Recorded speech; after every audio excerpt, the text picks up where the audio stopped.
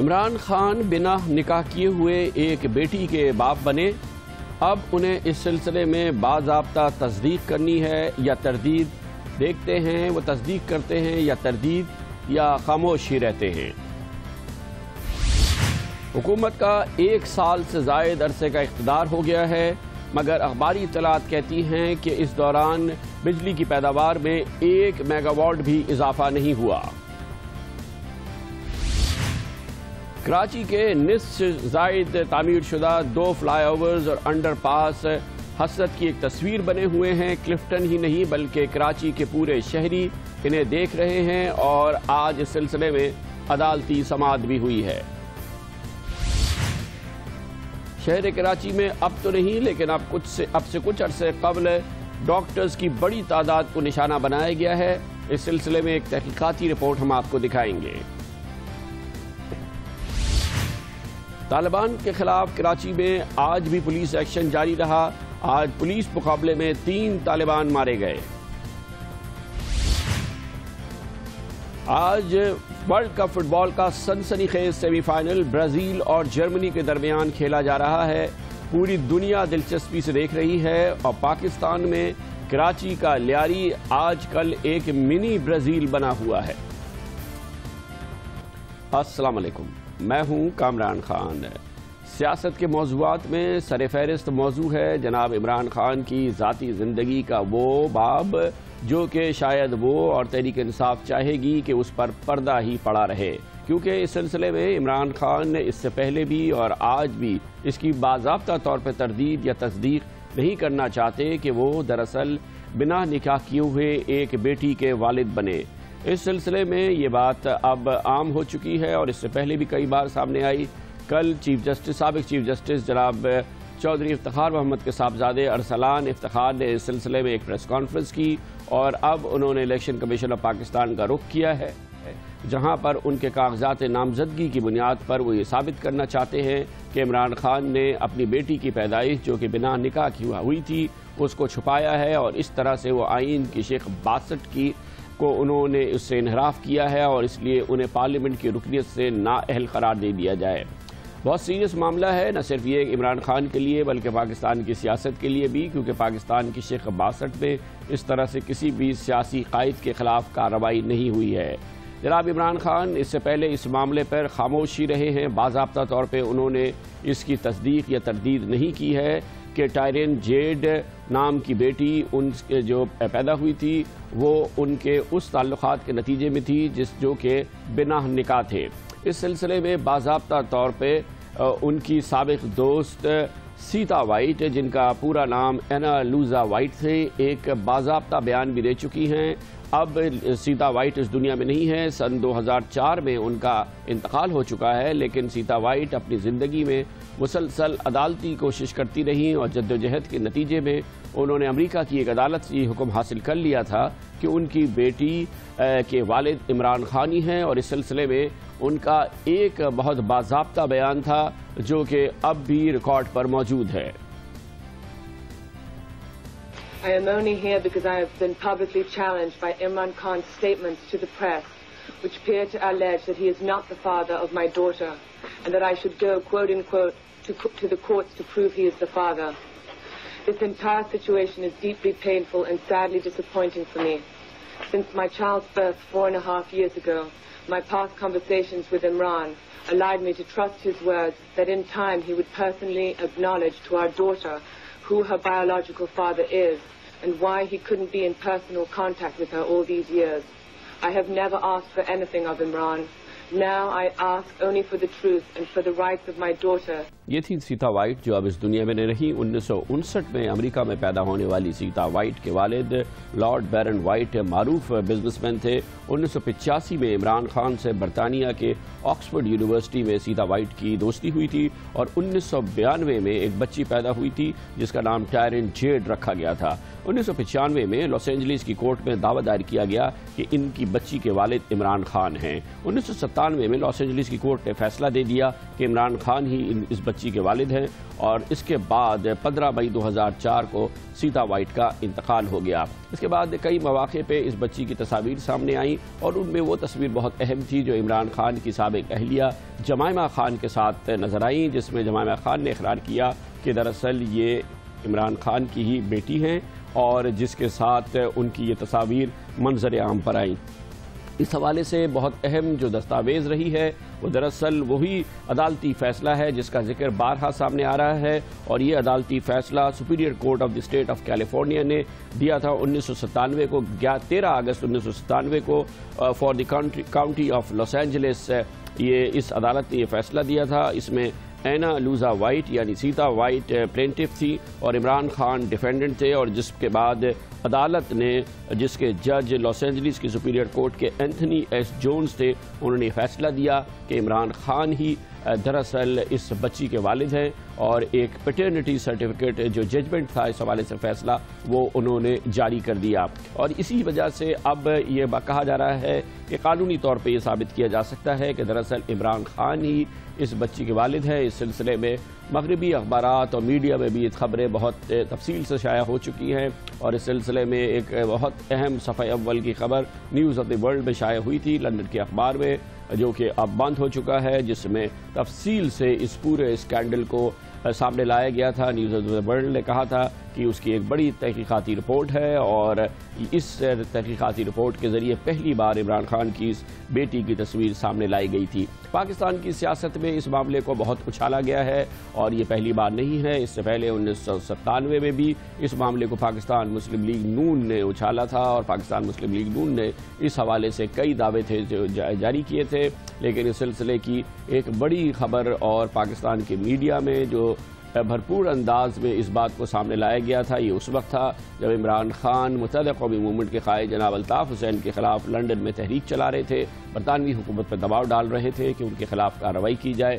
اسی دوران متحدہ قومی موومنٹ کے قائد جناب بابر غوری ایک ہمارے پروگرام کیپٹل ٹاک میں عمران خان کے ساتھ پیش ہوئے، اور اس موقع پر انہوں نے یہ سنسنی خیز انکشاف پاکستانی ناظرین کے سامنے کیا۔ جی یہ ہم نے تو یہ بات کی ہے کہ جو بچی ہے، یہ بچی دیکھ لیں آپ، یہ ان کی بیٹی ہے یا نہیں ہے؟ ایک آدمی جو مسلمان ہو اور وہ نکاح کے بغیر کسی کے ساتھ رہے اور اس کی بچی اگر پیدا ہوتی ہے تو کیا وہ جائز ہے معاملہ؟ اگر وہ جائز ہے اسلام میں ہمیں کوئی اعتراض نہیں ہے، اور آرٹیکل 62 63 اور جہاں تک ججمنٹ کی آپ بات کر رہے ہیں کہ لاس اینجلس کورٹ نے تو آپ کو پکڑا نہیں، تو وہ ججمنٹ کوئی کرمنل تھوڑی تھا، اس نے تو یہ کہا ہے، اس ججمنٹ کی کاپی بھی ہے، اس میں تو یہ دیا گیا ہے کہ یہ جو بچی ہے جس کے لیے وہ کیس کیا گیا تھا وہ اس کے آپ والد ہیں۔ کوئی ڈی این اے ٹیسٹ ہے، آپ کے وکلا نے آپ نے جا کے کلیم، مجھے کوئی دنیا میں کہہ دے جی میری بچی کے آپ باپ ہو، میں تو جاؤں گا کیسے ہو بھائی، ڈی این اے لو، یہ کراؤ، اور یہ دیکھ لیں شکل ماشاءاللہ نہیں مل رہی آپ سے، یا مان لو۔ یہ پہلی بار تھا جو پاکستان کی مین سٹریم ٹیلی ویژن پر یہ اسکینڈل سامنے لایا گیا۔ عمران خان کی موجودگی میں بابر غوری کی یہ گفتگو ہوئی تھی، اس کے بعد اس کے کئی سال بعد سن 2007 میں پاکستان مسلم لیگ نون کی جانب سے ایک بار پھر اس بات کو سامنے لایا گیا، اور اس سلسلے میں آج کے وفاقی وزیر داخلہ جناب چودھری نثار علی خان نے باضابطہ طور پہ عمران خان کے حوالے سے اس سلسلے میں مزید معلومات دی۔ کسی عدالت نے کسی کو جھوٹا قرار دیا ہے تو وہ صرف عمران خان ہے۔ ہمیں مجبور نہ کریں وہ ریکارڈ پیش کرنے میں جس میں امریکی عدالت نے باقاعدہ طور پر آپ کو جھوٹا ثابت کیا۔ اگر آپ کو اخلاقی جرت ہوتی تو آپ وہاں جا کر اس کا سامنا کرتے، نہیں آپ تو بھیگی بلی بن کر آپ نے تو آؤٹ آف کورٹ سیٹلمنٹ کر لی۔ میں آپ کو یاد دلانا چاہتا ہوں سن 1988 جب میں انگلینڈ آیا ہوا تھا، آپ کا میچ دیکھنے سسکس بھی آیا، اور پھر وہ جو آپ کی دوست سیتا وائٹ اس کے گھر ایک کھانا تھا اس میں آیا تھا، اور بھی کافی آپ کے دوست تھے۔ آپ کو یاد دلانا چاہتا ہوں کہ اس وقت آپ بہت پریشان تھے۔ اس حوالے سے جناب عمران خان نے کبھی کوئی تفصیلی تصدیق یا تردید جاری نہیں کی گئی ہے۔ مختلف ٹیلی ویژن انٹرویوز میں جب ان سے سوالات اس حوالے سے کیے گئے ہیں، براہ راست سوالات کیے گئے ہیں، تو ان کا مختلف جواب انہوں نے دیا ہے۔ کل کے ہم نے پروگرام میں آپ کو بتایا تھا ایک جواب جو انہوں نے ہمارے پروگرام جواب دے میں دیا تھا۔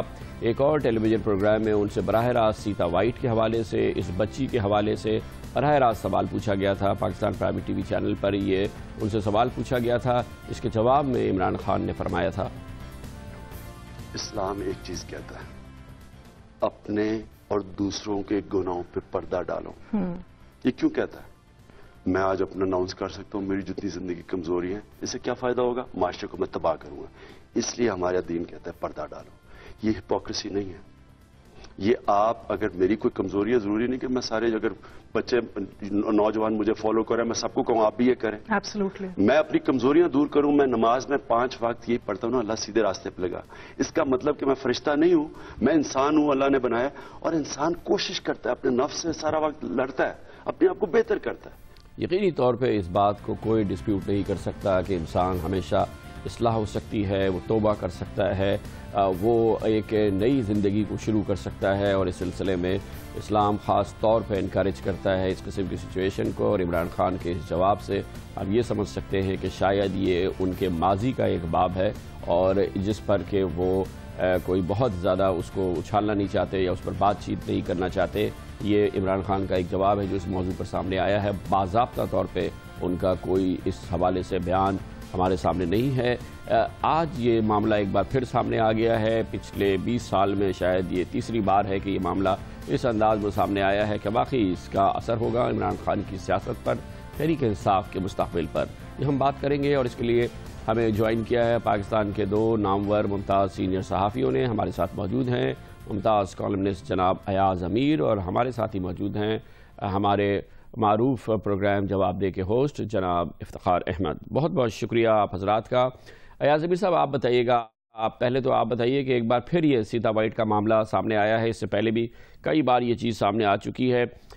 آپ کے خیال میں عمران خان کے پاس کیا آپشنز ہیں اس معاملے سے نمٹنے کے لیے؟ یہ پہلے مسئلہ 97 کے الیکشن سے پہلے جب الیکشن سر پہ تھے تو نون لیگ نے بڑے زور شور سے اٹھایا تھا، اور اس اسکینڈل کو انہوں نے جتنا وہ تشہیر ہو سکتی تھی انہوں نے دی تھی۔ پھر اس الیکشن میں عمران خان کا تو کچھ نہیں بنا تھا، بالکل ہی وہ پسپا ہو کے رہ گئے تھے۔ لیکن اب جو ارسلان افتخار صاحب اٹھا رہے ہیں تو اس کا جو ہے جواب جو ہے اس ہمارے معاشرے میں تو دیا جا نہیں سکتا، تو عمران خان کو اس کو بالکل اگنور کرنا چاہیے اس چیز کو، اور اس گن میں تو وہ جتنا پڑیں تو چھیٹے اور زیادہ اٹھیں گی۔ افتخار صاحب، آپ بتائیے، آپ کے خیال میں عمران خان کے پاس پھر یہ مسئلہ سامنے آ گیا، پھر ایک بار یہ چیز اسی انداز میں سامنے آ گیا، اس کو کیسے وہ ہینڈل کر سکتے ہیں؟ لیکن یہ 2 چیزیں ہیں۔ ایک تو جن لوگوں نے یہ معاملہ اٹھایا ان کو ثابت کرنا ہوگا کہ سیتا وائٹ کا کوئی تعلق عمران خان سے ہے۔ جب وہ ثابت کر لیں گے تو پھر وہ اگلا سوال آئے گا کہ اگر تعلق ہے تو عمران خان نے اس تعلق کا اظہار اس فارم میں کیوں نہیں کیا کہ انہوں نے الیکشن کمیشن آف پاکستان کو دیا۔ تو دونوں صورتحال کو دیکھنا ہوگا۔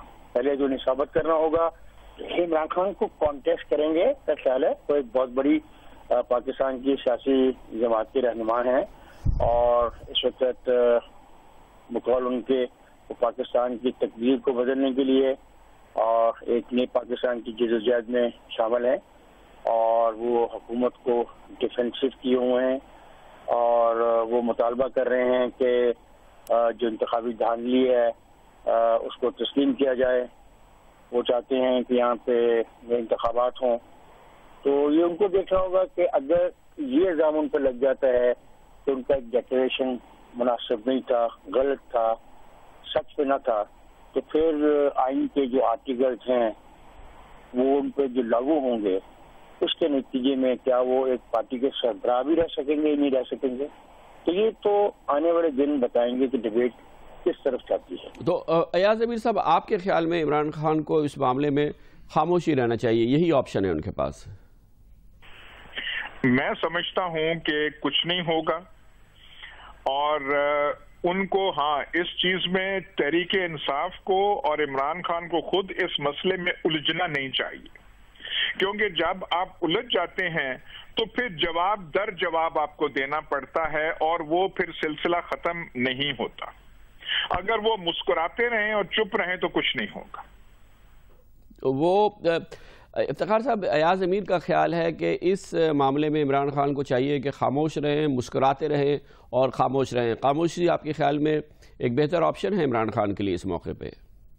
जो भी इल्जाम लगा रहे हैं ये उनको साबित करना है कि इमरान खान की कोई ऐसी एक औलाद है जिसको उन्होंने अपने डिक्लेरेशन में डिक्लेयर नहीं किया। ये उनको साबित करना है। इमरान खान को तो अभी कुछ भी नहीं कहना। जब उसको नोटिस मिलेगा तो फिर देखना है कि इमरान खान अपने डिफेंस में क्या स्टैंड लेते हैं। अयाज अमीर साहब, आप बताइएगा कि एक बार फिर ये स्कैंडल, इसके मुख्तलिफ खदोकाल मीडिया में सामने आए हैं। पाकिस्तान के माशरे का, तहजीब का, मज़हब का एक ख़ास मिजाज है। आपके ख्याल में जिस अंदाज का ये स्कैंडल है, जो इसकी डिटेल्स हैं, ये सामने आने से इमरान खान के इमेज पे कोई असर पड़ेगा? ज़ाहिर है कि ये पहली बार नहीं हुआ है, लेकिन एक बार फिर ये सामने आया है, बहुत ही शिद्दत से सामने आया है। साख मुतासिर हो सकती है इमरान खान की? देखिए ना, हमें प्री जज नहीं करना चाहिए कि जो ट्रिब्यूनल के, जो इलेक्शन कमीशन के सामने जुडिशियल प्रोसेस होगा वो क्या होगा, या उसमें दलाइल क्या होंगे, या वकला क्या कहेंगे, वो हमें प्री जज या एंटिसिपेट नहीं करना चाहिए। अब ये सारा कुछ अरसलान इफ्तिखार साहब कर रहे हैं आर्टिकल 62 और 63 के ज़िम्रे में, कि कौन अमीन है और कौन हकदार है और कौन सही है और कौन सच्चा है। अब वो किस किस्म का उनका अपना माजी है, किस किस्म के इल्जामात उन पे लगे रहे हैं, किस किस्म से उनको मोंटी कार्लो की सैर जो है पता नहीं कौन रियल एस्टेट के टाइकून जो हैं लेके जाते रहे हैं, और कौन उनके साथ कोई एक खातून भी थी जो किसी, मतलब इतना ये उनको क्या जेब देता है ये 62-63 जो कि ज़ियाउल हक साहब ने इस आइन में डाला था।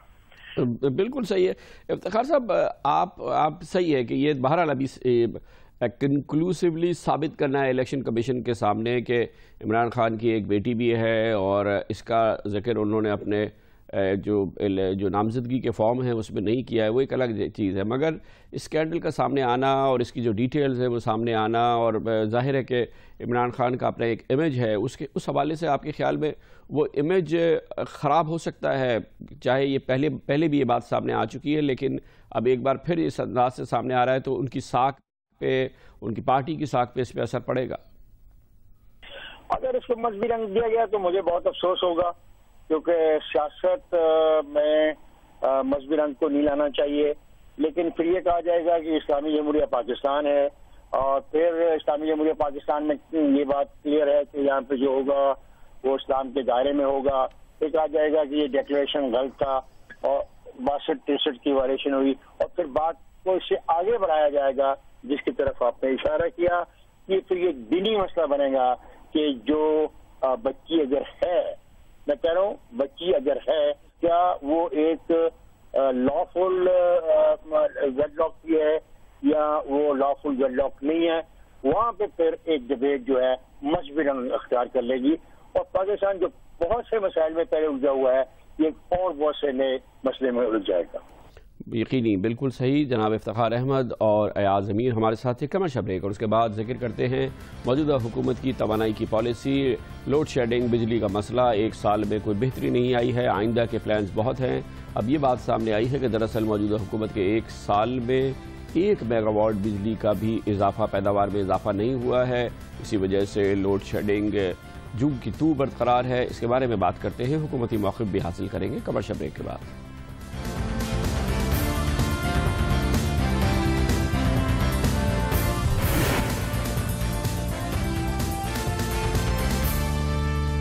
Welcome back. हुकूमत के लिए अवलीन चैलेंजेस में ये चैलेंज था कि क्या हुकूमत के इस दौर में, नई हुकूमत के इस दौर में, इसके पहले साल में پاکستان میں بجلی کی جو قلت کی صورتحال ہے اس میں کوئی بہتری آتی ہے، یعنی کہ عام زبان میں جو کہا جاتا ہے لوڈ شیڈنگ کم ہوتی ہے یا نہیں؟ اس سلسلے میں سب سے اہم موضوع یہ تھا کہ حکومت بجلی کی پیداوار کو بہتر کیسے بناتی ہے، اس کے تقسیم کے نظام کو کتنا بہتر کرتی ہے، اور خاص طور پہ جو بجلی چوری ہوتی ہے یا جو اس کے لاسز ہوتے ہیں اس کو کم کرتی ہے یا نہیں، اور پھر اس کے ساتھ ہی یہ بھی بہت اہم معاملہ تھا کہ اس سے منسلکہ جو گردشی قرضوں کا معاملہ ہے اسے حتمی طور پہ حل کرتی ہے یا نہیں۔ اس سلسلے میں ابتدائی کوششیں ضرور ہوتی نظر آئیں، مگر نتیجہ جو ہے کوئی بہت زیادہ حوصلہ افزا نظر نہیں آ رہا ہے۔ اب یہ بات سامنے آئی ہے اور جس میں یہ کہا جا رہا ہے کہ بجلی کی پیداوار میں خاطر خواہ اضافہ نہیں ہو سکا اس ایک سال کے دوران، شاید ایک سال کے دوران بجلی کی پیداوار میں خاطر خواہ اضافہ ہونے کی گنجائش بھی نہیں تھی، مگر شاید یہ بات ضرور تشویش کی باعث ہے کہ اس سلسلے میں کوئی معمولی اضافہ بھی نہیں ہوا ہے، بلکہ خیال یہ ہے کہ پچھلے ایک سال کے دوران پاکستان میں بجلی کی پیداوار میں 1 میگا واٹ بھی اضافہ نہیں ہوا ہے۔ ایک سال قبل بھی بجلی کی پیداوار 14,500 میگا واٹ جو آج بھی اسی سطح پر برقرار ہے، جبکہ ایک سال کے دوران بجلی کی طلب میں تقریباً 800 میگا واٹ اضافہ ہو چکا ہے۔ جولائی 2013 میں اوسط پیداوار 14,424 میگا واٹ تھی سرکاری اعداد و شمار کے مطابق، جبکہ طلب 18,884 تھی، اور کمی اس موقع پر گزشتہ سال 4,460 میگا واٹ محسوس کی گئی تھی اور ریکارڈ کی گئی تھی۔ 30 جولائی 2013 کو طلب انتہائی حد چھوتی ہوئی 20,000 میگا واٹ تک پہنچ گئی تھی، اور جبکہ زیادہ سے زیادہ پیداوار 16,160 میگا واٹ تھی۔ جولائی 2014 کے دوران زیادہ سے زیادہ طلب 20,815 میگا واٹ ہے، یعنی آج کل، جبکہ زیادہ سے زیادہ پیداوار 14,539 میگا واٹ ہے، جو لگ بھگ یہی ہے جو کہ گزشتہ سال اس مہینے میں تھی۔ اس سلسلے میں اہم بات یہ بھی ہے کہ گردشی قرضے پھر سر اٹھا رہے ہیں اور تقریباً 300 ارب روپے سے زائد کے گردشی قرضے اس کے آس پاس ہو چکے ہیں۔ ایک اور بڑا اہم تشویشی جو پہلو ہے اس پورے معاملے کا وہ یہ کہ حکومت نے اس سلسلے میں کوشش یہ کی ہے کہ ایسے اقدامات کرے جس کے ذریعے یہ بتایا جائے کہ غیر معمولی اقدامات کے ذریعے بجلی کے نظام کو بہتر کیا جا رہا ہے، اور اس سلسلے میں یہ دیکھا گیا کہ کئی سالوں سے معطل اور ایک شدید مشکلات کا شکار نندی پور پاور پروجیکٹ، اس کا تیزی سے افتتاح کیا گیا۔ 31 مئی کو وزیر اعظم جناب نواز شریف نے اس کا افتتاح کیا، اور اس حوالے سے اب یہ بات سامنے آئی ہے کہ ابتدا کے فوراً بعد ہی مختلف وجوہات کی بنا پر نندی پور پاور پلانٹ بند ہو چکا ہے، اور اب یہ اس وقت اس میں سے کوئی پیداوار نہیں ہو رہی ہے۔ یہ بہت بڑا فیصلہ تھا، حکومت کی پیش رفت تھی، اور خود وزیر اعظم جناب نواز شریف 31 مئی کو نندی پور پاور پروجیکٹ کا افتتاح کرنے گئے تھے، اور وہاں پر انہوں نے اسے اپنی حکومت کا ایک اہم پازیٹیو قدم بتایا تھا۔ نندی پور کا منصوبہ یہ ہماری بھی توقعات سے کہیں پہلے مکمل ہو رہا ہے، اور آج اس کا پہلا فیز ہے 95 میگا واٹس آج شروع ہو جائے گا، اور یہ کل 425 کا ہے جو کہ اب کچھ دنوں کے وقفے کے بعد باقی بھی ان کی ٹربائنز کام کرنا شروع کر دیں گی۔ کہاں یہ منصوبہ 3 سال کراچی کے پورٹ پہ سڑتا گلتا رہا، اور کہاں الحمدللہ چند مہینوں میں آج یہ پایہ تکمیل تک پہنچ رہا ہے۔ پہنچا تو صحیح، مگر اس کے بعد مختلف وجوہات کی بنا پر نندی پور پاور پروجیکٹ جو ہے بند ہو گیا ہے۔ اسی قسم کے تکنیکی مسائل موجود ہیں۔ 747 میگا واٹ کا گدو پاور پروجیکٹ جو کہ بتایا جاتا ہے کہ بند ہے، اور باوجود کوشش کے جو اس کا کانٹریکٹر ہے کہتا ہے کہ اسے قبل از وقت چلایا نہیں جا سکتا۔ اسی قسم کے مسائل ہیں اچ پاور پلانٹ کے بھی، جہاں سے 410 میگا واٹ بجلی کی فراہمی ہو سکتی تھی، لیکن ٹرانسمیشن لائن اس سلسلے میں ریڈی نہیں ہے، جس کی وجہ سے اچ پاور پروجیکٹ سے بھی بجلی کی سپلائی نہیں ہو پا رہی ہے۔ شدید مسائل ہیں، اور جس کی وجہ سے حکومت کی اس معاملے میں جو کارکردگی ہے اسے تنقید کا بھی سامنا ہے، اور سیاسی دباؤ کا بھی، کیونکہ لوگ حکومت سے ریزلٹس مانگ رہے تھے اور فی الحال وہ ریزلٹس دستیاب نہیں ہیں، یقینی طور پہ بہت سارے منصوبے ہیں جن پر کام شروع کیا گیا ہے اور آئندہ چند سالوں کے اندر بجلی کی جو صورتحال ہے، قلت کی جو صورتحال ہے، اس میں بہتری ہوگی، لیکن ایک سال کے دوران کی جو کارکردگی ہے یقینی طور پہ اس میں تشویش کا پہلو نمایاں نظر آتا ہے۔ اس پر ہم بات کریں گے، اس کے لیے ہمیں جوائن کریں گے جناب ڈاکٹر مصدق ملک جو مشیر ہیں وزیر اعظم کے برائے پانی اور بجلی۔ بہت بہت شکریہ ڈاکٹر صاحب، آپ نے پھر ہمیں جوائن کیا ہے۔ پہلے تو یہ فرما دیجیے گا کہ یہ نندی پور پاور پروجیکٹ کا جو معاملہ ہے جس کے لیے پرائم منسٹر خود گئے، انہوں نے اس کا افتتاح کیا اور بہت ہی اس کی کوریج وغیرہ بھی ہوئی ہے، وہ ڈفرینٹ ایشوز کی وجہ سے وہ بند ہو گیا ہے اور یہ ظاہر ہے کہ ایک سیٹ بیک ہے، کیا کہیں گے آپ اس بارے میں؟ خان صاحب بہت شکریہ، آپ نے مجھے موقع فراہم کیا یہاں آنے کا۔ نندی پور جیسا آپ کو معلوم ہے مختلف فیزز کے اندر تقریباً 420 میگا واٹ 425 میگا واٹ جو ہے یہ آن لائن آنا ہے، تو اس میں سے 97 میگا واٹ جو ہے وہ آن لائن آ گیا تھا جس کا بھی آپ نے ذکر کیا، لیکن جو آن لائن آیا تھا بیکاز ہم سٹیجز کے اندر موڈیولز کے اندر اس پروجیکٹ کو ڈیولپ کر رہے ہیں تو یہ ڈیزل فیول سورس کے اندر ہمیں اویلیبل ہوا تھا، تو اس کو کچھ دن چلانے کے بعد ہم نے فیصلہ کیا کہ ڈیزل کے اوپر جو بجلی بنتی ہے وہ بہت مہنگی بنتی ہے، اس وجہ سے اس کو کنورٹ کیا جائے فرنس آئل اور گیس کے اوپر، تو وہ کنورژن کا پروسیس۔ لیکن ڈاکٹر صاحب ہم آپ سے یہ توقع کریں گے آپ سے اور آپ وزارت کے ہیں ان کے لوگوں سے کہ یہ فیصلہ تو آپ کو اس سے پہلے کرنا تھا، یہ پروجیکٹ کو لانچ کرنے کے بعد کیسے یہ خیال آیا؟ یہ تو یقینی طور پہ ایک بہت ہی ایک ایسا پہلو ہے جو کہ نااہلی کے زمرے میں آئے گا۔ جی خان صاحب یہ پہلے سے اسی طرح اسکیجولڈ ہے کہ موڈیولز کے اندر ہم مشینوں کو آن لائن لاتے چلے جائیں گے، تو پہلے ہم اس کو آن لائن لے کر آئے، ہم نے اس کو چلایا، اگر ابھی بھی ہم اس کو ڈیزل پہ چلانا چاہیں جب ہمیں بہت بجلی کی قلت کا سامنا ہوتا ہے اور اگر ہم چاہیں کہ ہم مہنگی بجلی بنائیں جو کہ ہم باقی جو ہمارے ڈیزل کے پلانٹ ہیں ان کو چلا کر بناتے ہیں تو دوبارہ سے نندی پور کو چلا دیا جائے گا، لیکن جس وقت ہمیں تھوڑا سا ریسپائٹ ملتا ہے تو پھر ہم اس پروسیس کے اندر اس کی کنورژن کا پروسیس جو ہے اس کو پیرلل، یعنی باقی مشینیں بھی آن لائن آ رہی ہیں اور کنورژن بھی ان پیرلل کر رہے ہیں، تو اس وجہ سے دسمبر تک کبھی یہ آن ہوگا کبھی یہ آف ہوگا، لیکن اس کی اویلیبلٹی اور اس کا لانچ جو ہے وہ ہو چکا ہے۔ لیکن آپ اچ پاور پلانٹ کو آپریشنلائز کیوں کر رہے ہیں؟ ٹرانسمیشن لائنز کے جو ایشوز ہیں اگر یہ ریزالو ہوتے ہیں تو اس سے کہا ہی جاتا ہے کہ 800 میگا واٹ کے قریب آپ کو بجلی مل سکتی ہے، 410 تو آپ کو فوراً مل سکتی ہے، اس کی پریپریشن کیوں نہیں ہے؟ اور یہ ایک ریڈی آپ کے پاس اویلیبلٹی ہے اس چیز کی، اس میں بھی مسائل آئے ہیں؟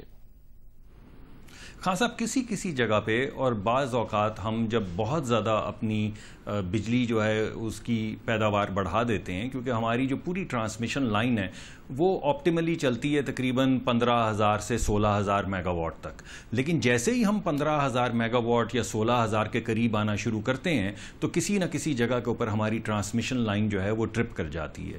اب یہ وہ مسائل ہیں جو پچھلے 10 سے 15 سال کے اندر ہمیں یہ انویسٹمنٹ کرنی تھی، کیونکہ ٹرانسمیشن لائن ایک ایسی چیز ہے جسے بنانے میں 2 سے 3 سال 4 سال لگتے ہیں، تو اب ہماری جو نئی بجلی جو ہم پیدا کرنے جا رہے ہیں اس کے لیے تو ساتھ کے ساتھ ہم ٹرانسمیشن لائنیں جو ہیں وہ بناتے چلے جا رہے ہیں، لیکن جو ہم نے اپنی پرانی جس طرح اچ کے اندر ہے یا مظفر گڑھ کے اندر ہے یا جام شورو کے اندر ہے وہاں پہ جو ہم اضافی بجلی پیدا کر رہے ہیں وہ ہم اپنے ایگزسٹنگ جو ٹرانسمیشن سسٹم ہے اس کے ذریعے فراہم کر رہے ہیں، تو اس میں جب زیادہ ہم بجلی فراہم کرتے ہیں تو بعض مرتبہ ٹرپنگ ہو جاتی ہے۔ آپ نے یہ جو ابھی کہا کہ شاید بہت بڑی تعداد بجلی کی اچ سے پیدا ہو رہی ہے لیکن ٹرانسمٹ نہیں ہو رہی، اس کے معاملے میں مجھے تھوڑی سی تحقیق کرنی پڑے گی کیونکہ مجھے اس کے معاملے میں معلوم نہیں کہ ایسا اتنی بڑی جو آپ 1000 میگا واٹ کا جو آپ ذکر کر رہے ہیں وہ کیسے ہو سکتا ہے، کیونکہ ہم نے اضافی 402 میگا واٹ وہاں پہ پیدا کی ہے، اور بعض مرتبہ میں یہ ماننے کے لیے تیار ہوں کہ جب بہت زیادہ ہم بجلی پیدا کریں تو کوئی نہ کوئی لائن ٹرپ ہو سکتی ہے، لیکن ایسا مسئلہ ابھی تک میرے دیکھنے سے نہیں آیا۔ ڈاکٹر صاحب یہ بتائیے گا کہ کیا وجہ ہے کہ جو جولائی 2013 میں ہماری جنریشن تھی یعنی کہ 14,400-500 کے قریب، اس جولائی 2014 کے اندر بھی وہی 14,500 کے قریب ہماری جنریشن ہے، مطلب لب لباب یہ ہے کہ پورے ایک سال کے دوران ہم اس میں کوئی اضافہ نہیں کر سکے اور ہم وہی کھڑے ہیں جہاں ایک سال پہلے کھڑے تھے، اور جب ہم بہت زیادہ گزشتہ حکومت کو اس کی کارکردگی کو اور اس سے پہلے والی حکومتوں کی کارکردگی کو تنقید کا نشانہ بنا رہے تھے، مگر ایک سال کے دوران ہم نے بھی تو کوئی جھنڈا نہیں گاڑا۔ نہیں خان صاحب ایسا ہے نہیں. اگر آپ دونوں، میں آپ کو دو مختلف زاویوں سے اس سوال کا جواب دوں گا، ایک لوڈ شیڈنگ کے حوالے سے اور ایک بجلی کی پیداوار اور اس کی ترسیل کے حوالے سے. تو پچھلے سال جون کے مہینے کے اندر جو ہم نے ایوریج بجلی پیدا کی تھی وہ 11,800 میگا واٹ کی تھی. یہ ہو ایسا رہا ہے کہ جب ہمارے کچھ آرٹیکلز لکھے جاتے ہیں یا کچھ مبصرین تبصرہ کرتے ہیں تو وہ کسی ایک دن کی بجلی کی پیداوار جو ہے وہ اٹھا لیتے ہیں کہ پچھلے سال 14 جون کو اتنی بجلی پیدا ہو رہی تھی، اس سال 14 جون کو اتنی بجلی پیدا ہو رہی ہے. اب اس کے اندر بعض مرتبہ بارش ہوئی ہوتی ہے تو بجلی کی پیداوار کم ہوئی ہوتی ہے. لیکن اگر آپ ایوریج دیکھیں تو پچھلے سال جون میں 11,800 میگا واٹ بجلی پیدا ہوئی ہے اور اس سال جون میں جولائی کی لیتے نا ڈاکٹر صاحب، ابھی ہم جولائی کا ذکر کر رہے ہیں تو جولائی میں 14,424 میگا واٹ ہوئی ہے گزشتہ سال، اور اس سال جولائی کی اب تک جو ہے وہ 14,500 ہے. جی پچھلے سال جولائی کے پہلے 10 دن جو ہیں ان کے اندر جو پورے جولائی کے مہینے میں آپ کو جولائی کے مہینے کی ایوریج دے دیتا ہوں، وہ تھی 12,330 میگا واٹ. 12,330 میگا واٹ پچھلے سال جولائی کے مہینے کی ایوریج تھی. اس سال پہلے 10 دن کی جو ایوریج ہے وہ 14,018 میگا واٹ ہے. تو آپ دیکھیں چاہے جون کا مہینہ لے لیں یا جولائی کا مہینہ لے لیں، تقریباً 1,500 سے 2,000 میگا واٹ اضافی بجلی پیدا ہو رہی ہے. اور یہ وہی بجلی ہے جو گدو کے اندر 700 میگا واٹ یا اچ کے اندر 400 میگا واٹ یا مظفر گڑھ کے اندر 500 میگا واٹ یا جام شورو کے اندر 400 میگا واٹ، یعنی کل ملا کے اگر ایک آدھ مشین ڈاؤن بھی ہو تو ہم 1,500 سے 2,000 اضافی میگا واٹ پیدا کرتے ہیں جو آپ کو ہر مہینے نظر آ رہے ہیں. اس کے علاوہ اگر آپ اس سال کی لوڈ شیڈنگ، اس رمضان شریف کی لوڈ شیڈنگ پچھلے سال سے اس کا موازنہ کریں تو تقریباً 2 گھنٹے کا، 2 سے 2.5 گھنٹے کا، کسی جگہ پہ 1.5 گھنٹے کا، کسی جگہ پہ 2.5 گھنٹے کا، بعض جگہوں پہ 3 گھنٹے کا فرق ہے لوڈ شیڈنگ کے اندر. تو وہی 2,000 میگا واٹ جو ہے وہ 2-3 گھنٹے کی جو لوڈ شیڈنگ کا ریلیف ہے لوگوں کو فراہم کر رہی ہے. تو 3 چیزیں میں کہہ رہا ہوں. نمبر 1 کہ ہماری بجلی کی پیداوار میں 1,500 سے 1,800 میگا واٹ کا اضافہ ہوا ہے. نمبر 2 اور یہ جون میں بھی ہوا ہے اور جولائی میں بھی ہوا ہے. اور نمبر 2 کہ ہم اس کو ٹرانسمٹ کر رہے ہیں. اور نمبر 3 کہ اس کی وجہ سے تقریباً 2 سے 2.5 گھنٹے کا ریلیف جو ہے وہ لوگوں کو تقریباً ہر ڈسٹریبیوشن کمپنی کے اندر فراہم کیا جا رہا ہے. بہت بہت شکریہ ڈاکٹر مصدق ملک، مشیر پانی و بجلی، وزیر اعظم پاکستان ہمارے ساتھ موجود تھے. کمرشل بریک اور اس کے بعد ذکر کرتے ہیں کراچی کا ایک مسئلہ دیرینہ مسئلہ بن گیا ہے. کراچی میں ایک نجی گروپ 2 فلائی اوورز اور 1 انڈر پاس تعمیر کرنا چاہتا تھا. عدالتی حکم سے وہ رک گیا اور اب کیفیت یہ ہے کہ کئی مہینوں سے نصف سے زائد تعمیر شدہ یہ 2 فلائی اوورز اور 1 انڈر پاس جو بحریہ ٹاؤن کراچی میں بنانا چاہتا تھا رکے ہوئے ہیں. آج اس سلسلے میں اہم عدالتی سماعت بھی ہوئی ہے. اس پر بات کرتے ہیں کمرشل بریک کے بعد.